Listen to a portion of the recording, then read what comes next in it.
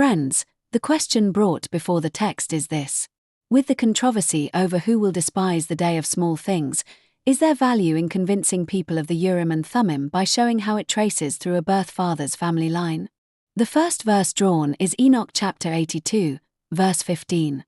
It names 4 appointed figures, Milki'el, Hel'emmelek, Mel'ejal, and Narel. The first thing the text does is name. It does not argue. It does not defend. It does not persuade. It names. That opening reframes the whole inquiry. Before any family line is traced, the appointed order of heaven is named, and those names carry weight not because of ancestry but because of appointed place. Enoch is shown a celestial order, a register of appointed names, and the record opens with naming, not with proving. That is the frame the Father sets for everything that follows. The question asks about the Urim and Thummim, and the text speaks directly to that. Ezekiel chapter 36, verse 37, says that YHWH will yet be inquired of by the house of Israel, to institute it for them. The inquiry is not first a human argument. It is a divine appointment. The questioner wants to convince people, but the text says the institution belongs to YHWH. Psalms chapter 69, verse 32, carries the same witness. The heart will be restored for those who inquire of Elohim. There is value. The text says so itself. The value is that inquiry of YHWH brings restoration, and restoration is a gladness that no bloodline proof can produce. But the value is covenant value, not the value of a clever proof. Numbers chapter 36, verse 3, warns that a priestly inheritance can be lost through wrong alliance. Joshua chapter 18, verse 7, says the Levites have no part among the tribes because the priesthood of YHWH is their covenant inheritance. The priesthood belongs to the election of YHWH, not to the strength of a bloodline. The family line has worth only as testimony to that election. It must never become the proof of it. If the line becomes the proof, the inheritance is no longer held as YHWH's gift. It is held as a possession, and that is a dangerous inversion. The text sets the trace in its proper place. The line may bear witness, but the appointer alone establishes. The controversy over the day of small things is answered in the same direction. Isaiah chapter 55, verse 13, says that instead of the thorn will come up the fir tree, and instead of the briar the myrtle tree, an age-lasting sign that will not be cut off. 1 Kings chapter 19, verse 12, says that YHWH was not in the fire but in the calm small voice. The small thing is the appointed vehicle of the age-lasting sign. A family line, a name, a trace, even a single inquiry, may look small in the eyes of men, but the text repeatedly honors the small as the appointed vessel. The day of small things is not to be despised because YHWH has chosen to work through what men overlook. The text also carries a quiet warning about how the line is handled. The priesthood is a covenant inheritance, not a family heirloom.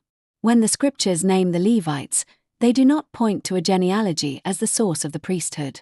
They point to the choosing of YHWH. A family line may run through a birth father and still bear witness to the election of heaven. But the moment the line is presented as the thing that convinces people, it has taken the place of the appointer. The text will not allow that. The value is not in the line itself. It is in the testimony the line carries. The trace is a small thing, but it is not a trivial thing. It is a witness, and a witness is only faithful when it points away from itself. The mathematical reading agrees. The deterministic verdict is lean yes, an affirmative pattern polarity, with a strong anomaly claim and all gates passed. The triple convergence of identity, inheritance, and priesthood measures above 9 sigma, far beyond the threshold. The anomaly detection E-value and the convergence confidence index support the same direction. The probability of an affirmative pattern is 99.3%, against 0.7% for a negative pattern. But none of that verifies a living person's family line as a historical fact. It reads the pattern of the drawn text.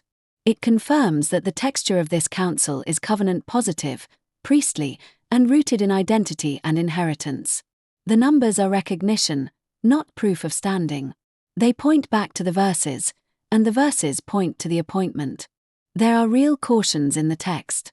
The word warns against setting up any image that YHWH hates. The priestly witness must not be entangled in the power of persuasion. If the Urim and Thummim, or the family line itself, becomes an image, it will be removed. A fair reading could emphasize those cautions more strongly and say that the line risks becoming an idol. That is a real tension. But it disciplines the yes rather than removing it. The caution is not a refusal. It is a boundary around the holy thing. The value remains, but only when the line is kept in the place of testimony, and the inquiry is kept in the place of reverence. The text also speaks of timing. The appointed season is YHWH's to set. The trace may have its season, but the season cannot be forced by argument or by proof. The covenant remains. The root of the covenant faithful will not be shaken, even when the day seems small. The age-lasting sign will not be cut off. The names appointed in the opening verse are a reminder that the order is already written in heaven. The questioner's task is not to create the order. It is to testify to it. The question of the day of small things is not new. The text returns to it again and again. The small voice, the small sign, the small beginning, the small offering, all are honored because YHWH looks on the appointment, not on the size. The one who asks about a birth father's line is asking whether the small trace is worth speaking. The text answers with a strong yes, but it is a yes that comes with a boundary. The trace must remain a trace, not a throne. The Urim and Thummim must remain an inquiry, not an ornament. The family line must remain a testimony, not a proof. When it remains in that place, it has value. And that value will not be despised, because it is the value of the small thing that YHWH has appointed for an age-lasting sign. So is there value? Yes, there is value, but the value is in testifying to the appointment of YHWH, not in proving a bloodline. Show the trace as a small thing that points to the appointer. Let the day of small things not be despised. The calm small voice, the thorn become fir, the names appointed in Enoch, all point to the same age-lasting sign. The line is not the light. It is a vessel. Hold it in reverence, and speak of it as testimony, not as proof. And the inquiry will carry the value the text promises, and the small thing will be honored in its season. The lead verses drawn in this altar of reception session were Enoch chapter 82, verse 15. Proverbs chapter 12, verse 3. 2 Kings chapter 3, verse 3. Numbers chapter 36, verse 3. Numbers chapter 35, verse 12. Numbers chapter 15, verse 25. 94 further verses were drawn in this session. This concludes today's interpretation at the altar of reception.